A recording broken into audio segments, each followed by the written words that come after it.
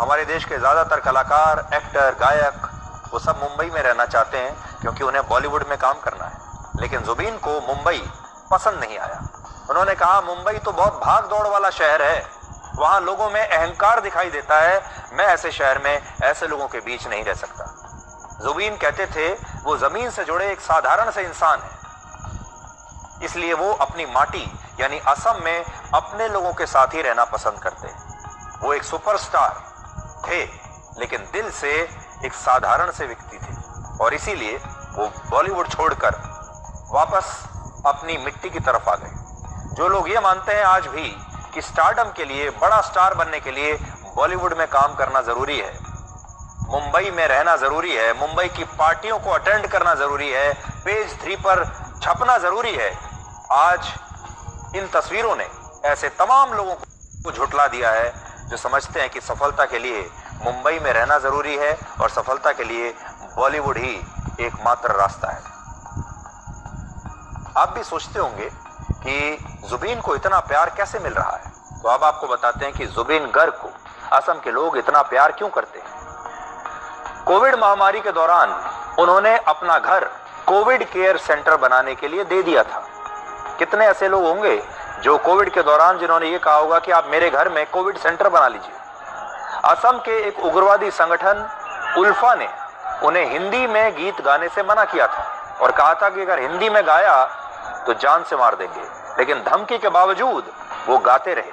सोचिए आज कितने ऐसे कलाकार होंगे जो इतने खतरनाक उग्रवादी संगठन की धमकी के बावजूद ये हिम्मत दिखा सकते हैं। जुबीन गर्ग की अपनी कोई संतान नहीं थी और ऐसा कहा जाता है कि उन्होंने समाज की सेवा करने के लिए अपने बच्चे पैदा नहीं किए। वो समझते थे कि मैं अपने बच्चे नहीं पैदा करूंगा बल्कि समाज के बच्चों को गोद लूंगा, उनकी मदद करूंगा, और उन्होंने 15 बच्चों को गोद लिया, उनकी देखभाल की, उन्हें परिवार जैसा प्यार दिया और उनके सपनों को उसी तरह से पूरा किया जैसे कोई पिता अपने बच्चों के लिए करता है। समाज के बच्चों के लिए वो हमेशा काम करते थे, उनकी मदद करते थे। समाज में जिस किसी को भी किसी भी प्रकार की जरूरत होती थी वो मदद के लिए सामने आते थे। जुबीन गर्ग ने कई आंदोलनों में हिस्सा लेकर युवाओं को प्रेरित किया और जुबीन गर्ग से आज आप 4 बातें सीख सकते हैं। पहला, समर्पण। जुबीन ने संगीत को अपना जीवन बना लिया। वो कभी थके नहीं, कभी रुके नहीं, संगीत उनका जीवन था। लगातार अपने आप को बेहतर करते चले गए और एक कलाकार के तौर पर संगीत के सामने उन्होंने पूरा समर्पण कर दिया। दूसरा, अपने राज्य, अपनी मातृभूमि, अपनी संस्कृति, अपने लोगों के लिए उनके मन में बहुत प्यार था और सदैव उन्होंने उनके लिए काम किया। तीसरा, उनकी सादगी। इतना बड़ा स्टार बनकर भी उन्होंने कभी घमंड नहीं किया। और चौथा, उनकी हिम्मत।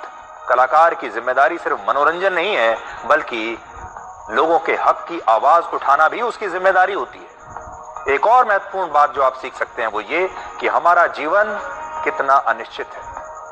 आप देखिए, जब भी आप इस तरह की तस्वीरें देखते हैं तो आपके मन में भी बहुत सारे सवाल आते होंगे। ये जो जन्म और मृत्यु का जो चक्र है, इसे लेकर हर व्यक्ति के मन में सवाल आते हैं जब हम इस प्रकार की तस्वीरें देखते हैं।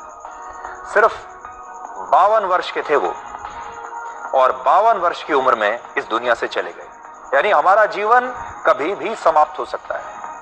घमंड किस चीज का करना है?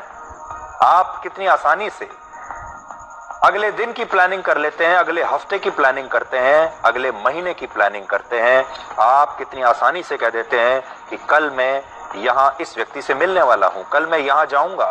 कितना भरोसा है हमें कल पर, कितना भरोसा रहता है हमें कि हम कल की सुबह देखेंगे, हम कल जो हमने सोचा है हम कर लेंगे।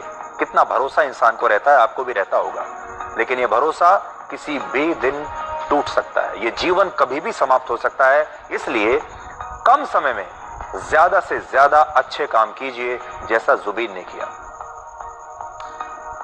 जुबीन गर्ग को इतना प्यार मिला कि उनकी अंतिम यात्रा की तुलना आज अमेरिका के मशहूर गायक और कलाकार और डांसर माइकल जैक्सन और ब्रिटेन की प्रिंसेस डायना की अंतिम यात्रा में उमड़े लोगों से की जा रही है। लोग कह रहे हैं कि जैसी अंतिम यात्रा उनकी हुई थी, आज जुबीन की अंतिम यात्रा की तुलना उससे की जा रही है। जुबीन ने पहले अपने संगीत से और आज अपनी इस विदाई से उत्तर पूर्व को और भारत के लोगों को एक साथ जोड़ दिया।